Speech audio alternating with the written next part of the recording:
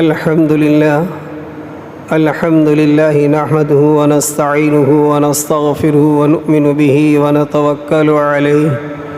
ونعوذ بالله من شرور أنفسنا ومن سيئات أعمالنا من يهده الله فلا مضل له ومن يضلله فلا هادي له ونشهد أن لا إله إلا الله وحده لا شريك له ونشهد أن سيدنا ومولانا محمدًا عبده ورسوله أرسله بالحق بشيرا ونذيرا وداعيا إلى الله بإذنه وسراجا منيرا وصلى الله تعالى عليه وعلى آله وصحابه وبارك وسلم تسليما كثيرا أما بعد فقد قال الله سبحانه وتعالى في الكلام المجيد والفرقان الحميد أعوذ بالله من الشيطان الرجيم بسم الله الرحمن الرحيم يرفع الله الذين آمنوا منكم والذين أوتوا العلم درجات وقال تعالى قل هل يستوي الذين يعلمون والذين لا يعلمون وعن أنس رضي الله تعالى عنه قال رسول الله صلى الله عليه وسلم طلب العلم فريضة على كل مسلم وواجب العلم عند غير أهله كمقلد الخنازير الجهر واللؤلؤ والذهب. وعن عثمان بن عفان رضي الله تعالى عنه قال رسول الله صلى الله عليه وسلم يشفع يوم القيامة الثلاثة الأنبياء ثم العلماء ثم الشهداء صدق الله العلي العظيم وصدق رسوله النبي الكريم. بزرگان محترم، چند جمعہ سے علم اور تربیت کے سلسلے میں گفتگو اور بات چیت چل رہی ہیں. علم ایسی دولت ہے کہ زندگی میں جن انسانوں کے پاس علم ہو اور اگر دولت نہ ہو پھر بھی اللہ تعالیٰ اس کو کامیابی عطا فرماتے ہیں. اسی کے ساتھ ساتھ علم ایسی دولت اور ایسی نعمت ہے کہ جس کے پاس علم ہوتا ہے تو علم اس کی حفاظت کرتا ہے، اور دولت یہ ہے کہ جن کے پاس دولت ہوتی ہے تو دولت کی اسے حفاظت کرنی پڑتی ہے. علم کی خود صاحب علم کی حفاظت کرتا ہے، اور دولت جو ہے اس دولت کی حفاظت خود صاحب دولت کو کرنی پڑتی ہے. اللہ رب العالمین نے علم ایسی چیز نصیب فرمائی ہے کہ دنیا کے وجود سے پہلے اور دنیا میں آنے سے پہلے بھی اگر ضرورت پڑی ہے تو علم کی پڑی ہے. حضرت آدم علیہ الصلاۃ والتسلیم کو دنیا میں بھیجا اور فرشتوں کے سامنے جب پیش کیا تو اس وقت حضرت آدم کی افضلیت اور حضرت آدم کو افضل قرار دیا گیا، اور فرشتوں کو یہ کہا گیا کہ آپ سجدہ کریں آدم کو. تو یہ علم کی بدولت حضرت آدم کو فرشتوں نے سجدہ کیا ہے. سب سے آخر میں تاجدار مدینہ فخر دو عالم صلی اللہ علیہ وسلم تشریف لائے. اس وقت کا حال جو عرب کا تھا یہ قابل بیان نہیں ہے، اس لیے کہ جتنی بھی برائیاں ہو سکتی تھی وہ نبی پاک صلی اللہ علیہ وسلم کی بعثت سے پہلے تھی. مکہ کے اندر عرب حضرات میں شرک اور کفر انتہائی درجے پر پہنچا ہوا تھا. کوئی تو ایک بت کی پوجا کر رہا ہوتا ہے، کوئی 2 کی، کوئی 3 کی، لیکن وہاں 360 بتوں کی پوجا کی جاتی تھی. شرک اور کفر انتہائی درجے پر پہنچا ہوا تھا. اسی کے ساتھ ساتھ اللہ کو پہچاننے والا کوئی نہیں تھا. اور اسی کے ساتھ آپ لے لیجئے کہ ظلم و ستم کا حال یہ تھا کہ زندہ بچیوں کو درگور کر دیتے تھے، مٹی کے اندر بچی کو گاڑ دیتے تھے. یہ تو ان کا ظلم و ستم تھا. آپس کی لڑائیاں اس طرح تھی کہ پر پوتے کو پردادا نصیحت کر کے اور وصیت کر کے جاتا تھا کہ فلاں آدمی سے میرے مرنے کے بعد بھی تمہیں انتقام اور بدلہ لینا ہے۔ الغرض جتنی بھی برائیاں ہو سکتی تھی دنیا میں وہ عرب کی گھٹیوں میں پڑی ہوئی تھیں۔ جب نبی پاک صلی اللہ علیہ وسلم تشریف لائے تو ہونا یہ چاہیے تھا کہ شرک اور کفر کی بنیاد بنا کر آپ کو وحی بھیجی جاتی، یا یہ ہے کہ ظلم و ستم کی بنیاد پر آپ کو وحی بھیجی جاتی، یا یہ ہے کہ عدل و انصاف کی بنیاد پر وحی بھیجی جاتی۔ آپ پر وہ وحی نہیں نازل کی گئی۔ پہلی وحی نازل کی گئی تو سب سے پہلے نبی پاک صلی اللہ علیہ وسلم کو فرمایا گیا اقرأ باسم ربک الذی خلق خلق الانسان علم، تو فرمایا کہ اے محمد صلی اللہ علیہ وسلم آپ اپنے رب کے نام سے اور رب اکرم کے نام سے پڑھیے۔ معلوم ہوا کہ علم ہی ان تمام چیزوں کی اصلاح کے لیے اور ان تمام برائیوں کو ختم کرنے کے لیے ضروری ہے۔ علم ہوگا تو رفتہ رفتہ آہستہ آہستہ سب برائیاں ختم ہو جائے گی۔ برائی کو ختم کرنے کے لیے علم کو اپنے اندر پرونا ہے اور اپنے اندر اتارنا ہے، علم کو سیکھنا ہے۔ اسی لیے علم کا مقام بیان کرتے ہوئے حق تعالی شانہ و عم نوالہ نے اہل علم کو انبیاء اور فرشتوں کے ساتھ ذکر کیا۔ آپ اندازہ لگائیے کہ اہل علم کا مقام اللہ کے نزدیک کتنا بلند اور اونچا ہے۔ ایک جگہ خود حق تعالی شانہ و عم نوالہ نے ارشاد فرمایا شہید اللہ انہ لا الہ الا ہو والملائکہ وَأُولُو الْعِلْمِ قَائِمًا بِالْقِسْطِ۔ یہاں پر اللہ رب العالمین نے خود اپنی وحدانیت کی اور توحید کی شہادت اور گواہی دی کہ شہید اللہ خود گواہی دیتے ہیں کہ اللہ کے سوا کوئی معبود نہیں، اسی کے ساتھ ساتھ فرشتے بھی۔ اور تیسرے نمبر پر مقام ذکر کیا تو فرمایا وَأُولُو الْعِلْمِ قَائِمًا بِالْقِسْطِ لَا إِلَٰهَ إِلَّا هُوَ الْعَزِيزُ الْحَكِيمُ، کہ اہل علم بھی اس بات کی شہادت اور گواہی دیتے ہیں کہ صرف اور صرف معبود ایک اللہ ہے جو زبردست اور حکمت والا ہے۔ تو مقام علم کو اور اہل علم کو بیان کرتے ہوئے کہا، اور ایک دوسری جگہ فرمایا فَعْلَمْ لا الہ الا اللہ واستغفر لذنبک، فرمایا کہ جان لیجئے کہ اللہ کے سوا کوئی معبود نہیں۔ یہاں بھی اللہ کی توحید سے پہلے علم کا ذکر کیا گیا ہے، پھر فرمایا اللہ کی توحید کو، اس لیے کہ آدمی اللہ کی وحدانیت کو اور اللہ کی یکتائیت کو اور اللہ کے معبود ہونے کو اسی وقت سمجھے گا جب کہ اس کے پاس علم ہوگا۔ علم نہیں ہوگا تو آدمی اللہ کی وحدانیت کو، اللہ کی توحید کو، اللہ کے معبود ہونے کو پہچان نہیں سکتا۔ اس لیے یہاں بھی ذکر کیا تو فعلم کا ذکر کیا، یعنی امر کا صیغہ لائے اور علم کی طرف توجہ دی۔ اسی لیے نبی پاک صلی اللہ علیہ وسلم کو نبوت ملنے کے بعد مکۃ المکرمہ کے حالات آپ لوگوں کے سامنے ہیں۔ ان تمام حالات کے اندر سب سے پہلے اگر نظام نبی پاک صلی اللہ علیہ وسلم نے کیا ہو تو علم کا کیا تھا، تعلیم کا کیا تھا، سیکھنے سکھانے کا کیا تھا۔ اسی لیے دار ارقم میں نبی پاک صلی اللہ علیہ وسلم جتنے بھی نو مسلم ہوتے تھے، کلمہ پڑھتے تھے، حضرت ارقم رضی اللہ تعالیٰ عنہ کے مکان میں چھپ کر آپ ان کو علم نبوت سے آغاز کرتے، علم نبوت ان کو سکھاتے تھے، علم نبوت سے ان کو خبردار کرتے تھے۔ تو عزیز دوستو، زندگی میں علم ہی ایک ایسی دولت ہے کہ آپ کو بغیر کھائے ہوئے چل سکتا ہے، بغیر رہائش کے چل سکتا ہے، لیکن اگر علم نہیں ہے تو انسان زندہ نہیں رہ سکتا۔ جیسے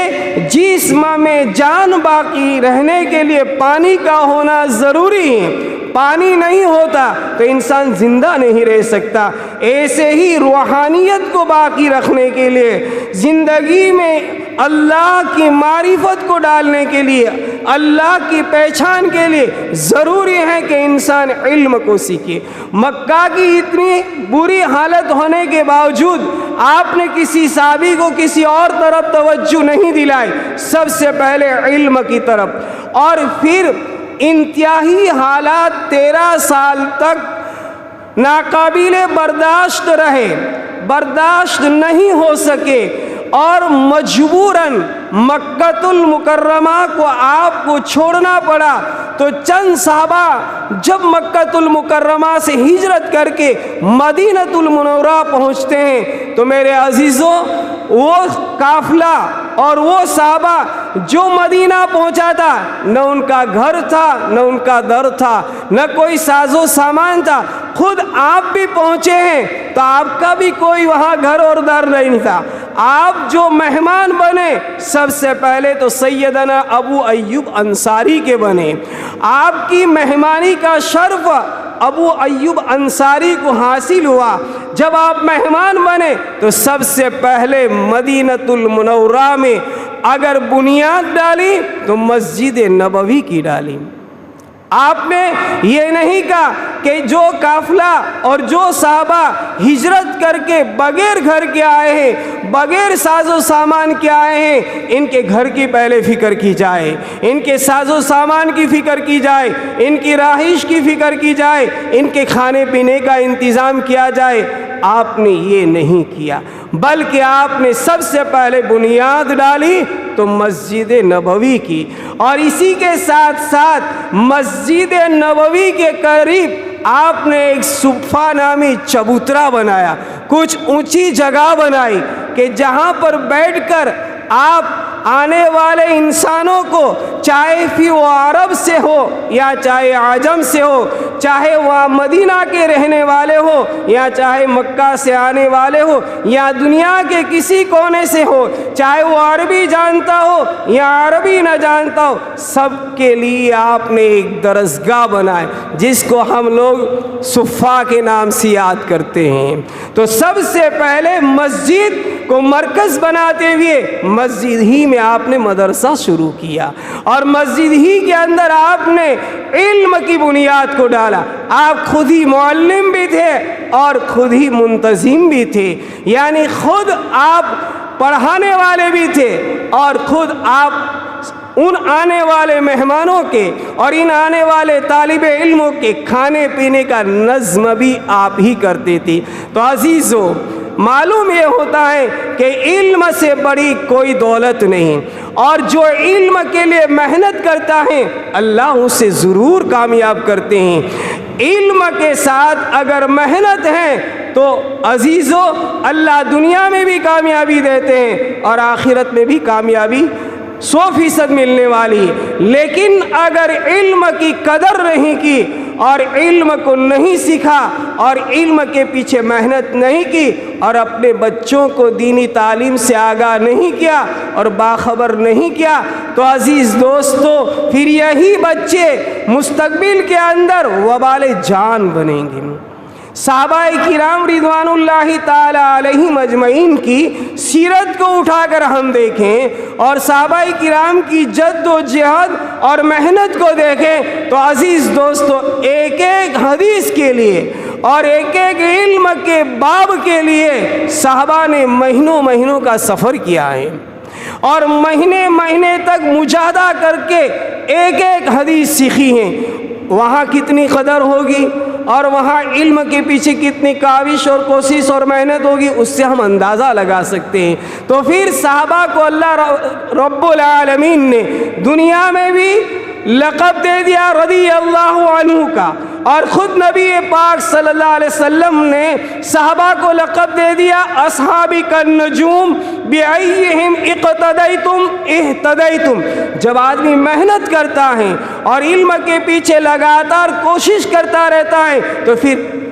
کامیابی اس کے قدم چومنے لگتی۔ چنانچہ حضرت جابر بن عبداللہ رضی اللہ تعالیٰ عنہ کے متعلق آتا ہے کہ حضرت جابر ابن عبداللہ رضی اللہ تعالیٰ عنہ علم کے پیچھے کتنا طویل سفر کرتے اور کتنی مشقتیں اٹھاتے اور کتنا مجاہدہ کرتے. تو ایک حدیث کے بارے میں آپ کی سیرت میں اور آپ کی سیرت میں لکھا ہے کہ حضرت جابر ابن عبداللہ کے پاس ظلم و ستم کے بارے میں ایک حدیث نہیں تھی جو کسی اور صحابی کے پاس تھی، اور انہیں معلوم ہوا کہ فلاں صحابی کے پاس یہ حدیث ہے. تو اس حدیث کی تلاش کے لیے آپ نے سب سے پہلے اونٹ کو خریدا اور اونٹ کو خرید کر اونٹ پر زین کسا اور پھر اس اونٹ پر سوار ہو کر اس صحابی کی تلاش میں نکلے، صحابی کی جستجو میں نکلے. 1 مہینے تک سفر کرتے رہے، صحابی کا پتہ نہیں چل رہا ہے. پوچھتے رہتے ہیں کہ اس حدیث کا علم جس صحابی کے پاس ہے وہ صحابی ہے کہاں؟ بہت کاوش اور سعی اور محنت کرنے کے بعد معلوم یہ ہوا کہ وہ تو ملک شام میں رہتے ہیں، اور ان کا نام تھا حضرت عبداللہ ابن انیس رضی اللہ تعالیٰ عنہ. آپ نے 1 مہینے کے سفر کے بعد آپ ملک شام پہنچے. ملک شام پہنچنے کے بعد گھر کا پتہ چلا، اور گھر کا پتہ چلانے کے بعد آپ ان کے گھر کے قریب پہنچے، اونٹ کو دور بٹھایا اور پھر گھر پر دستک دی اور آواز دی کہ میں جابر ہوں. گھر میں سے غلام نکلا اور کہنے لگا میرے آقا پوچھتے ہیں آپ جابر کون ہیں؟ جابر بن عبداللہ ہیں؟ تو فرمایا کہ ہاں، لوگ مجھے جابر بن عبداللہ کہتے ہیں.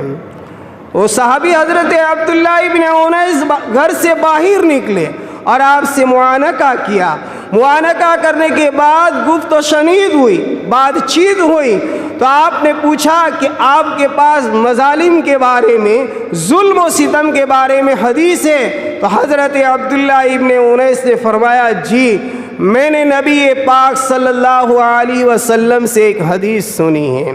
اور پھر آپ نے ملک شام کی طرف اشارہ کرتے ہوئے فرمایا کہ اللہ رب العالمین یہاں لوگوں کو جمع کریں گے،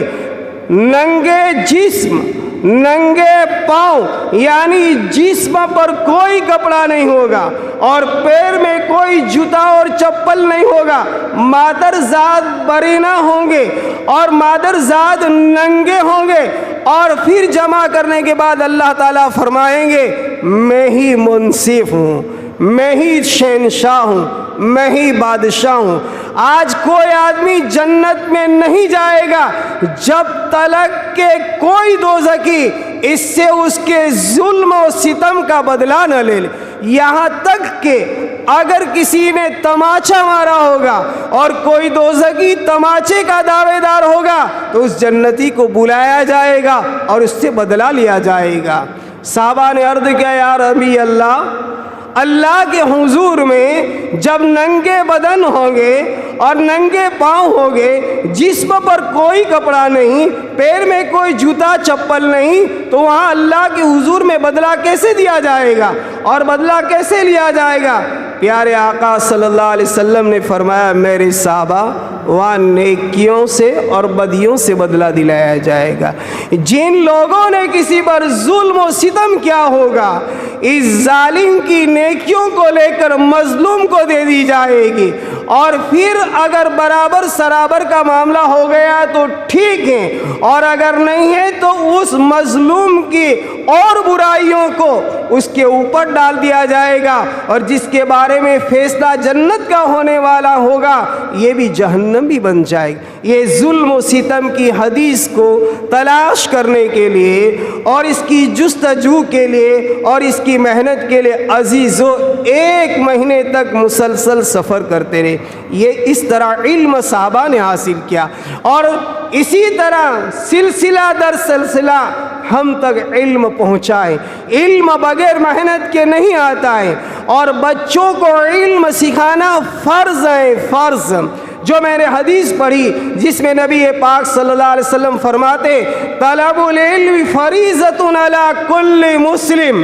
ہر مسلمان مرد پر اور ہر مسلمان عورت پر علم کا سیکھنا فرض ہے. اور علم کا مقام وہ ہے عزیزوں کہ اگر علم کو حاصل کر لیا تو کبھی ذلتی اور رسوائی نہیں ہوگی۔ کہا جاتا ہے العلم لا ذل فی، علم وہ عزت کا زینہ ہے اور وہ ترقی کی سیڑھی ہے کہ جس نے محنت کر کے کوشش کر کے علم کو حاصل کر لیا اور پھر علم کے تقاضوں پر عمل کرتا رہا اور علم کے تقاضوں کے ساتھ زندگی میں چلتا رہا، کبھی وہ ذلیل اور رسوا نہیں ہوگا۔ اور یحصل الذل لا عز فی، اور جہالت وہ ذلتی ہے کہ آدمی کتنا بھی مالدار ہو جائے اور کتنا بھی اونچا اپنے دیوار سے وہ مقام حاصل کر لے، لیکن اہل علم کو جو مقام ملا ہے وہ کبھی غیر اہل علم کو ملتا نہیں، چاہے وہ بادشاہوں کے منصب پر پہنچ جائے۔ چنانچہ حضرت عطا ابن ابی رباح رحمۃ اللہ علیہ کے متعلق آتا ہے کہ حضرت عطا ابن ابی رباح رحمۃ اللہ علیہ علم نہیں تھا، ابتداءً ایک خاتون کے ایک عورت کے غلام تھے، اور ان کی ظاہری شکل و صورت کا نقشہ جو کتابوں میں کھینچا ہے وہ یہ ہے کہ انتہائی سیاہ تھے، کالے کلوٹے تھے، اور بد شکل ہونے کی اور بدصورت ہونے کی جتنی علامتیں ہونی چاہیے تھی وہ حضرت عطا ابن ابی رباح رحمۃ اللہ تعالیٰ میں موجود تھی۔ ناک بھی چپٹی تھی، ہونٹ بھی بڑے بڑے، اور چہرہ بھی بہت ہی بدصورت، اور ہاتھ بھی لنجے اور پگ بھی لنگڑا رہے تھے۔ سیاہ فام انتہائی حبشی شکل کے، کوئی خوبصورتی نہیں، یہ تو ان کی ظاہری شکل و صورت تھی۔ لیکن جب انہوں نے علم کو حاصل کیا اور علم کو حاصل کر کے علم کے تقاضوں پر عمل کیا تو ان کا مقام کیا ہوا دیکھیے۔ ایک مرتبہ خلیفہ بنو امیہ میں سے سلیمان ابن عبد الملک بہت بڑے بادشاہ ہیں، یہ اپنے دونوں بیٹوں کو لے کر ان کے پاس پہنچے، اور ان کے پاس جب پہنچے تو آپ نماز پڑھ رہے تھے۔ نماز سے فارغ ہوئے تو آہستہ آہستہ طلباؤں کا، اسٹوڈنٹ کا مجمع حضرت عطا ابن ابی رباح کے پاس جمع ہو گیا۔ آپ کو معلوم نہیں ہے کہ بادشاہ سلامت آئے ہوئے ہیں اور ان کے دونوں شہزادے بھی ہیں، اور طلباء نے بھی آپ کو بتایا نہیں، تو آپ نماز سے فارغ ہونے کے بعد طلباء کی طرف متوجہ ہو گئے۔ جب طلباء کی طرف متوجہ ہوئے، طلباء نے حج اور عمرے کے مسائل پوچھنے شروع کیے، آپ جواب دے رہے تھے۔ بادشاہ کی طرف اور شہزادوں کی طرف آپ کی پیٹھ ہے، شکل صورت آپ دیکھ رہے ہیں کہ کیسی ہے، لیکن علم کا مقام کیا ہے کہ بادشاہ کو اپنے منصب کو چھوڑنا پڑا، کرسی کو چھوڑنا پڑا، اور اپنے بچوں کو علم پڑھانے کے لیے عطا ابن ابی رباح کے پاس آنا پڑا۔ جب حضرت عطا ابن ابی رباح کے پاس آئے تو چونکہ بادشاہ جیسا بادشاہ آیا ہو اور شہنشاہی آداب اگر اس کے ادا نہ کیا جائے تو بادشاہ کو یہ چیزیں گوارا نہیں ہوتی ہیں۔ انہیں غصہ آیا، اور حقیقت یہ تھی کہ حضرت عطا ابن ابی رباح کو ان کا علم نہیں تھا کہ بادشاہ آئے ہوئے ہیں، اور پتہ ہی نہیں تھا۔ جب بادشاہ نے دیکھا کہ یہ حبشی قسم کا غلام انتہائی بد شکل، بد صورت، اور حال یہ ہے کہ میرے یہاں بیٹھے ہوئے میری طرف توجہ نہیں کر رہا ہے، مجھے دیکھ نہیں رہا ہے، اور قسم کھا کر کہا خدا کی قسم اے بچوں اٹھ جاؤ، میں اس سیاہ فام انسان کے سامنے اپنی رسوائی کو برداشت نہیں کر سکتا ہوں، تم جاؤ اور علم حاصل کرو۔ یہ ہے علم کا مقام کہ بادشاہوں کو بھی جھکنا پڑتا ہے۔ جب علم آئے گا عزیز دوستو، دنیا میں بھی کامیابی ملے گی اور آخرت میں بھی کامیابی ملے گی۔ اسی لیے قرآن کریم میں حق تعالی شانہ فرماتے ہیں کہ یرفع اللہ الذین آمنوا منکم والذین اوتوا العلم درجات، کہ اللہ رب العالمین دنیا میں بھی اور قیامت کے دن بھی اہل ایمان اور اہل علم کے درجات کو بلند کریں گے۔ اور کتنا بلند کریں گے؟ تو فرمایا کہ قیامت کے دن اللہ رب العالمین 3 قسم کے لوگوں کو وہ مقام دیں گے کہ وہ اللہ کی بارگاہ میں سفارش کر سکیں گے، اور اس نے فرمایا کہ یشفع یوم القیامت الثلاثہ، سب سے پہلے انبیاء کرام علیہم الصلاۃ والسلام اپنی اپنی امتوں کے بارے میں سفارش کروائیں گے۔ پھر آگے آپ نے دوسرا جملہ فرمایا ثم العلماء ثم الشہداء او کما قال، پھر دوسرا مقام جو ہوگا وہ اہل علم کا ہوگا، علماء کا ہوگا، کہ انبیاء کے بعد اگر وہ لوگ جو گنہگار ہیں اپنے گناہوں کی نحوست کی بنا پر اگر ان کے حق میں کوئی جہنم کا فیصلہ ہو گیا ہوگا، اللہ رب العالمین علماء کو اجازت دیں گے کہ تمہارے رشتہ دار ہیں، تمہارے اعزاء ہیں، تمہارے اقارب ہیں، تمہارے دوست احباب ہیں، تم سے ملنے جلنے والے، اگر تم چاہو تو ان لوگوں کی سفارش کرواؤ، ان لوگوں کے بارے میں مجھ سے کہو، میں تمہاری بات کا لحاظ کروں گا، تمہاری بات کا پاس کروں گا، اور تمہاری بات کا خیال رکھتے ہوئے انہیں جہنم کے بجائے جنت میں پہنچا دوں گا۔ یہ ہے اہل علم کا مقام، اور یہ ہے علم کا مقام۔ عزیز دوستو، جب علم ہوگا تو زندگی بنے گی، اور یہ بھی یاد رکھے علم سے مراد دھوکے میں نہ پڑ جائے، دنیاوی علم نہیں دینی علم مراد ہے، اس لیے کہ علم نام ہی اس کا ہے جو دین کا علم ہو، باقی دیگر علوم جو ہیں وہ تو ایک قسم کے نالج ہیں، ان کو سیکھنا بھی ضروری ہے اور کہیں فرض کا درجہ بھی ہے، لیکن عزیز دوستو سب سے پہلے جو علم سیکھنا ہے وہ علم نبوت ہے، علم دین ہے، علم آخرت ہے۔ اپنی اولادوں کو، اپنے بچوں کو اور اپنے آپ کو پہلے توحید سے آشنا کریں، اپنے آپ کو توحید کا علم سیکھنے اور مجبور کریں، مامور کریں۔ اگر ہم نے اللہ کی معرفت کو نہیں پہچانا، اللہ کو نہیں پہچانا، علم نبوت کو نہیں پہچانا اور زندگی گزار دی، تو قرآن نے کہا ایسے لوگوں کے بارے میں اولئک کالانعام بل ہم اضل، جن کے پاس ہدایت کا، قرآن کا، علم نبوت کا علم نہیں ہے، وہ تو جانوروں سے بدتر ہیں، قرآن کے راہ ہیں۔ اس لیے ہمیں چاہیے کہ ہم علم کی طرف متوجہ ہو، چاہے مدارس بند ہو یا چاہے مدارس نہ چل رہے ہو، اپنے گھروں پر اساتذاؤں کو بلاؤ، اپنے گھروں میں مدرسوں کو کھولو، اور کچھ محلے کے بچوں کو، کچھ اڑوس پڑوس کے بچوں کو جمع کریں کہ انہیں دینی تعلیم دی جائے۔ اللہ رب العالمین صحیح معنوں میں ہمیں علم نبوت سیکھنے سکھانے کی توفیق نصیب فرمائے۔ وآخر دعوانا